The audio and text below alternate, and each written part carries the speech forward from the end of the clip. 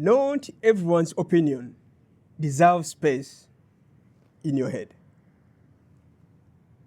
That was an advice I got from one of my mentors. And it happens to be one of the most freeing realizations that have stuck with me until now. He continued and said, criticism isn't always a sign that what you're doing is wrong. Sometimes it's proof that you've outgrown the people around you. And the moment you stop following the crowd, you automatically qualify to become a target for it.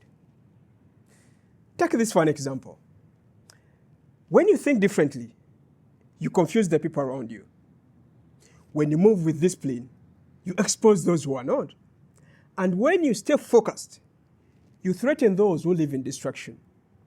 So it turns out that by doing something uncommon, you confuse the people around you, and what you receive in return is what is known as criticism.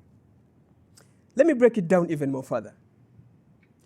A lot of people aren't offended by your actions. They are offended by what your actions reflect back at them. Do you know why? It's because your consistency reminds them of their excuses. Your growth reminds them of their stagnation. And your standards reminds them of their compromises. And the funny part is, instead of leveling up, they'll start labeling you as arrogant, weird, too serious, too intense, and so on and so forth. But the reality is, growth has always looked strange to people committed to comfort.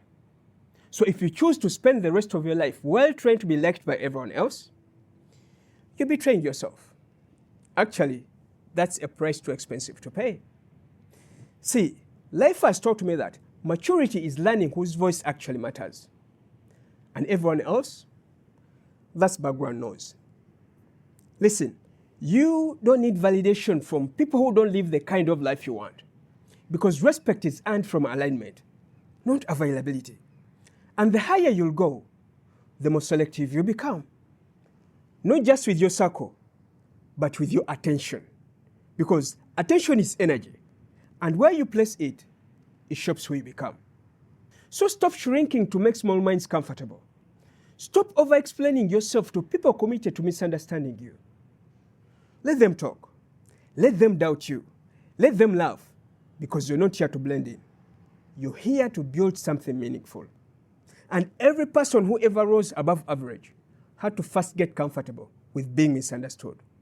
So the next time anyone criticizes your craft or your work, I want you to remember that being hated by idiots is the price you pay